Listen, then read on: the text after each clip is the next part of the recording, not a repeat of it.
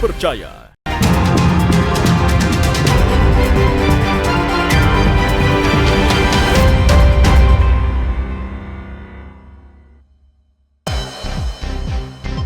Pasar murah subsidi bahan pokok jelang Lebaran.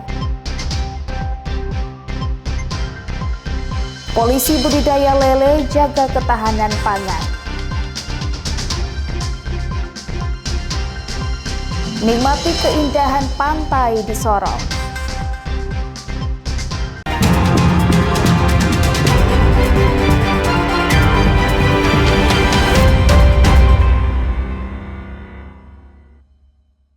Selamat pagi saudara, apa kabar Anda hari ini? Selain ketiga informasi tadi, sejumlah informasi dan berita menarik lainnya akan kami hadirkan untuk mengisi rangkaian berita Kompas Sorong sepekan hari ini.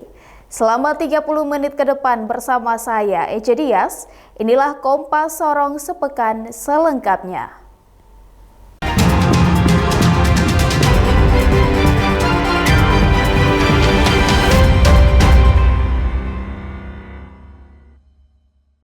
Saudara, memastikan kelancaran arus mudik pada Idul Fitri 2025, PT Pelayaran Nasional Indonesia Cabang Ambon menyiapkan 12 kapal laut untuk melayani penumpang mudik dari Pelabuhan Yosudarso Ambon, Maluku ke sejumlah wilayah di Indonesia. Sebanyak 12 kapal penumpang reguler disiapkan PT Pelni Cabang Ambon untuk melayani rute pelayaran arus mudik maupun arus balik pada Lebaran Idul Fitri 2025 dari Pelabuhan Yosudarso Ambon ke berbagai wilayah di Indonesia. 12 kapal yang disiapkan yakni Labobar, Dorolonda, Ngapulu, Ciremai, Gunung Dempo, Dobon Solo, Sinabung, Sirimau, Lauser, Tatamailau, Sangiang, dan Pangrango. Untuk memastikan kelancaran arus mudik, pihak Pelni telah melakukan pengecekan alat keselamatan hingga peralatan lainnya untuk menjamin kelancaran mudik. Pelni juga telah memastikan peningkatan pelayanan terutama kualitas makanan bagi para penumpang yang selalu menjadi sorotan. Pelni sendiri sudah menyiapkan kurang lebih sekitar ada 12 kapal penumpang dengan berbagai ukuran. Ada tipe 1000, ada yang tipe 2000, ada tipe 2400 penumpang. Kita tidak ada penambahan kapal, tapi kita ada penambahan frekuensi aja. Estimasi kita untuk ruas-ruas yang padat adalah ruas Ambon Banda, Ambon Tual, dan Ambon Bau-Bau. Itu yang menjadi konsen kita ke depannya nanti. Selanjutnya terkait dengan kesiapan kita kapal-kapal kita yang akan masuk ke Ambon itu kapal sudah semua dalam kondisi sudah ready. Artinya sudah melalui proses pemeriksaan dari Maritime Inspector ataupun instansi terkait lainnya terkait dengan kesiapan kapal. Tim Liputan Kompas TV Ambon, Maluku. Guna pengendalian inflasi dan menekan harga kebutuhan pokok yang terus naik jelang Hari Raya Keagamaan, Dinas Perdagangan Kota Sorong gelar pasar murah pada 3 titik dengan menjual 5 komoditi dengan harga yang telah disubsidi. Pasar murah yang berlangsung di halaman kantor distrik Rembu Utara Kota Sorong ini terpantau ramai dikunjungi warga. Karena harga 5 komoditi seperti beras, minyak goreng, gula, tepung terigu, dan telur disubsidi oleh Dinas Perdagangan.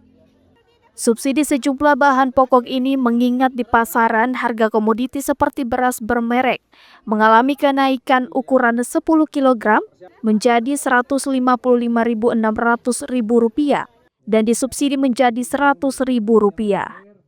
Mengingat jumlah masyarakat meningkat, maka pada 3 titik lokasi pelaksanaan pasar murah kali ini, pemerintah daerah menyiapkan 1.500 paket dengan total anggaran Rp350 juta. Pertama untuk pengendalian inflasi, yang kedua dalam rangka Hari Raya Idul Fitri.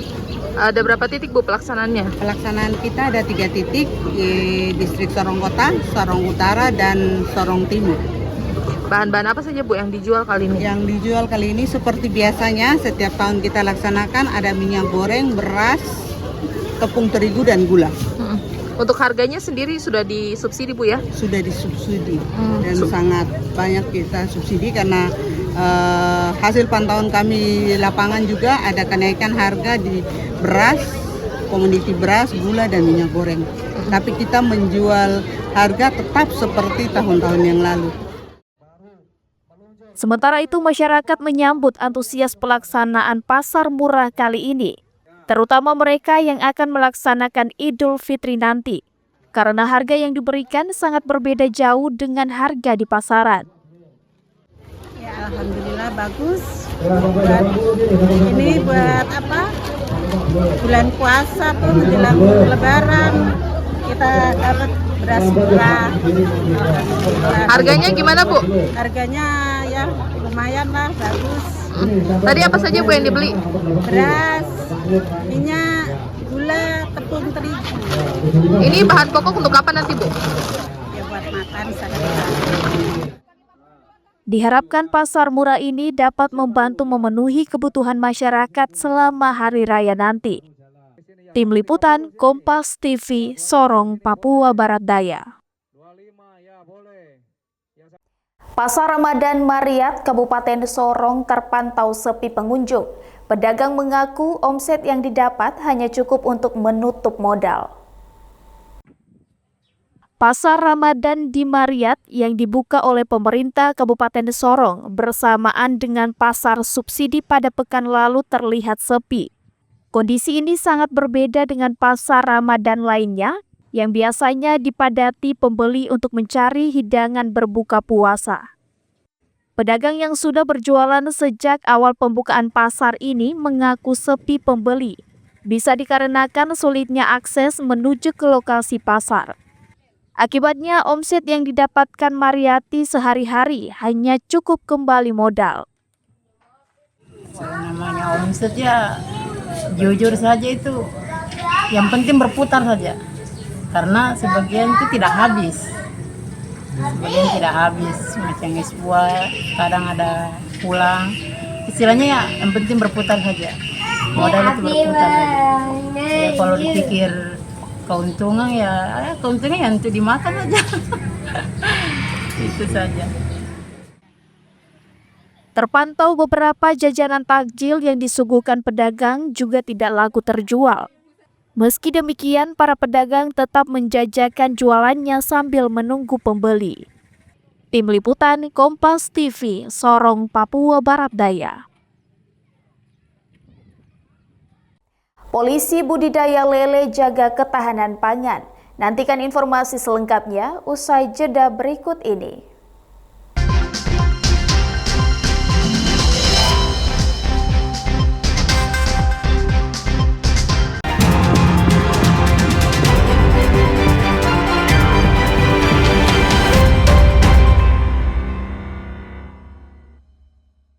Masih bersama saya Ece Dias di Kompas Sorong Sepekan. Saudara putra asli Papua yang merupakan anggota Polresta Sorong Kota memanfaatkan pekarangan rumah untuk usaha budidaya ikan lele.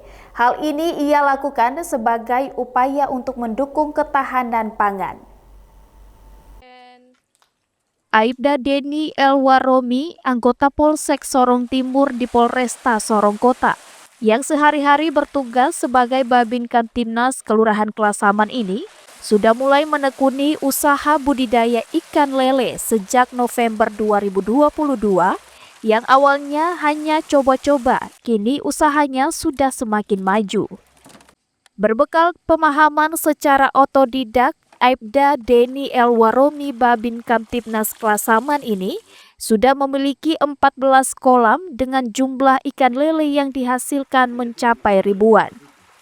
Budidaya lele yang dilakukan Aibda Deni Waromi ini sebagai upaya untuk menjaga program ketahanan pangan Nawacita Nasional yang bertujuan untuk menjamin ketersediaan pangan yang cukup, aman, bergizi, dan terjangkau untuk masyarakat.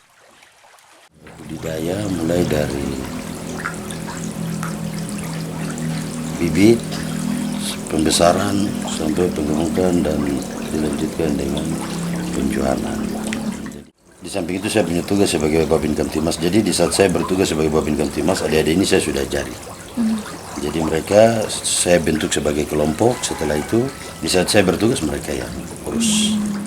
Saya pikir kalau untuk mendukung pangan sangat karena kita lihat Kota Sorong sendiri kan untuk konsumsi ikan ini sangat cukup lumayan. Saat ini kendala yang dihadapi Aibda Deni Waromi terkait penjualan.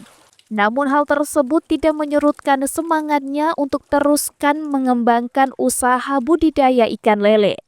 Dan kini masyarakat langsung ke rumahnya untuk membeli ikan lele.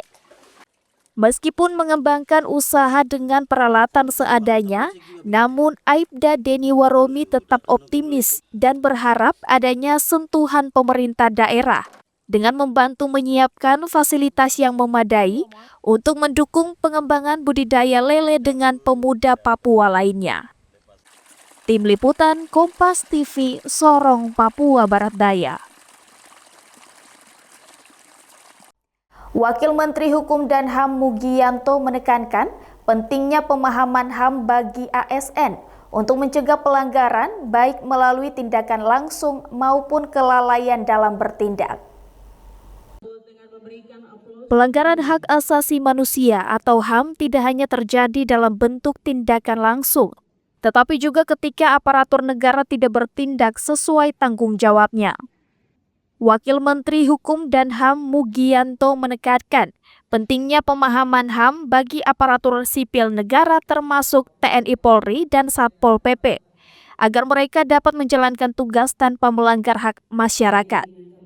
Dalam kegiatan diseminasi dan penguatan HAM di Merauke, pemerintah menyoroti dua hal, yakni pelanggaran langsung yang dilakukan saat menjalankan tugas dan pelanggaran karena pembiaran. Jadi pelanggaran hak asasi manusia itu ada dua jenis. Yang pertama adalah pelanggaran yang terjadi ketika aparatur negara itu bertindak langsung melanggar. Ini biasanya banyak dilakukan oleh TNI, Polri, atau teman-teman Satpol PP. Pelanggaran HAM yang kedua itu terjadi ketika aparatur pemerintah itu tidak bertindak. Itu yang namanya crime by omission. Itu sebetulnya juga pelanggaran HAM. Cuma yang kedua ini banyak tidak dianggap sebagai pelanggaran hak asasi manusia. Nah, oleh karena itu penting teman-teman aparatur sipil negara itu mengetahui, ya, paham tentang HAM, paham tentang tanggung jawab HAM.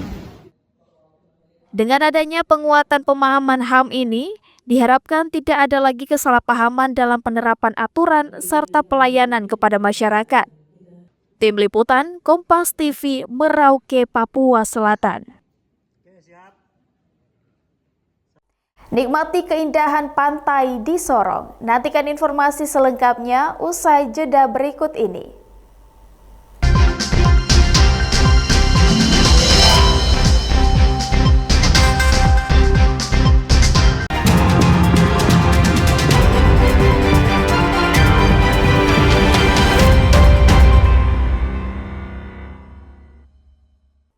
Masih bersama saya Ece Dias di Kompas Sorong Sepekan. Saudara, pantai menjadi salah satu tujuan favorit wisatawan menikmati liburan akhir pekan. Di Sorong, Papua Barat Daya, terdapat Pantai Dovior dan Tanjung Kasuari yang layak menjadi destinasi para wisatawan. Dan berikut liputannya.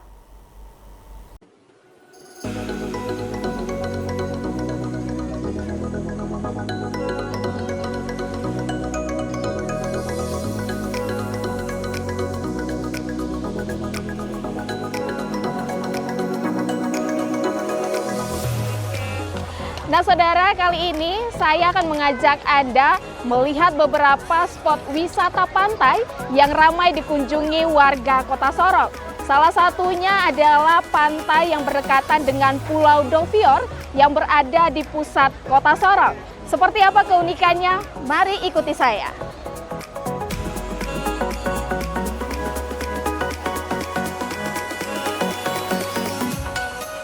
Pantai ini dinamakan Pantai Dovior karena sangat berdekatan langsung dengan Pulau Dovior. Awalnya tempat ini hanya menjadi tempat pengangkutan muatan warga Pulau Dom dari Sorong menyeberang ke Pulau Dom.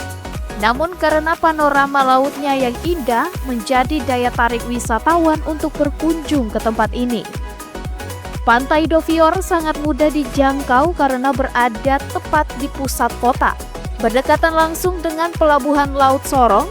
Tak heran jika penumpang transit memanfaatkan waktu untuk berkunjung ke Pantai Dovior. Masyarakat yang datang ke Pantai Dovior tidak hanya untuk menikmati pemandangan, namun mereka juga bisa mandi sepuasnya dan bersuah foto mengabadikan momen matahari terbenam. Rame sih, banyak pengunjungnya. Apa yang menarik di sini, Kakak? Pantainya, Pantainya terus apa lagi nih? pemandangan, suasana. Pengelola Pantai Dovior tidak menetapkan tarif biaya masuk, namun untuk kendaraan roda 2 dan 4 wajib membayar parkir seharga Rp2.000 untuk motor dan Rp5.000 untuk mobil. Di mana biaya ini akan digunakan untuk biaya kebersihan, mengingat area ini paling banyak terdapat sampah plastik yang mengganggu aktivitas pengunjung. Penjaga area pantai ini juga berharap adanya perhatian pemerintah dengan pengadaan sejumlah fasilitas kebersihan untuk kawasan tersebut. Kalau mau dibilang untuk tempat wisata, kita tidak pernah berpikir ke arah situ. Nah, cuman kita kasih bersih-bersih, mungkin ada yang mandi, dari suara ke suara akhirnya jadi ramai seperti begini. Untuk biaya masuk di sini berapa, Kakak? Tidak ada pungutan seperti biaya masuk, yang ada di sini cuma uang parkiran saja, bayar parkir saja. Kakak, yang menariknya di sini apa-apa saja? Paling di sini menarik cuma sunset sore itu saja.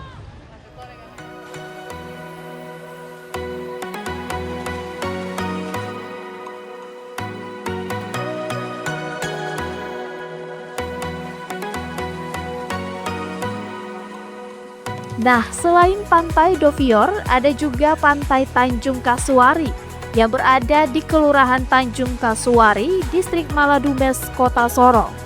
Untuk sampai ke tempat ini diperkirakan bisa menempuh jarak 17,5 km. Nah saudara, saat ini saya sudah berada di wisata pantai selanjutnya. Berbeda dengan Pantai Dovior yang berada di pusat kota, jarak tempuh ke pantai ini sangat jauh dari pusat kota. Namun saudara, di tempat wisata pantai ini, pengunjung dapat bermain ombak dengan sepuasnya dan juga berenang tanpa terhalau karang. Pantai Tanjung Kasuari tidak kalah menarik dengan Pantai Dovior. Hanya bedanya di Pantai Tanjung Kasuari, pengunjung dapat mandi sepuasnya tanpa terhalau karang. Terutama di musim ombak saat ini, banyak pengunjung yang senang mampir ke sini. Khususnya anak-anak, mereka sangat senang bermain ombak di Pantai Tanjung Kasuari. Selain itu, sambil menikmati suasana pantai, pengunjung juga akan ditawarkan dengan kelapa muda yang sangat segar.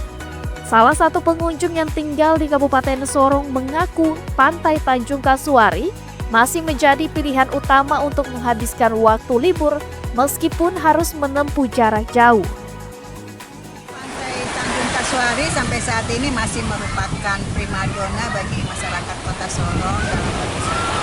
Meskipun saat-saat tertentu seperti saat ini kita lihat ombaknya cukup besar, tapi memang tampaknya tidak ada pilihan lain gitu untuk menikmati suasana yang masih asri, yang sejuk. Ini memang ada di Pantai Tanjung Kasuari, tapi memang semestinya kalau menurut saya pemerintah Kota Sorong, khususnya Dinas Pariwisata, mestinya lebih menata ini lebih baik lagi karena ini merupakan potensi untuk mendatangkan PAD. Pengunjung berharap adanya perhatian pemerintah untuk memperbaiki fasilitas yang kurang memadai di Pantai Tanjung Kasuari. Pada momen libur saat ini, kedua pantai ini sangat recommended bagi Anda yang masih bingung untuk mencari tempat menghabiskan waktu libur. Nah saudara, itu tadi rekomendasi tempat wisata pantai yang ada di Kota Sorong. Bagi Anda yang masih bingung mencari tempat wisata, Saya rekomendasikan Anda untuk dapat berkunjung ke tempat wisata ini. Ece Dias, Flora Batlayeri, Kompas TV Sorong, Papua Barat Daya.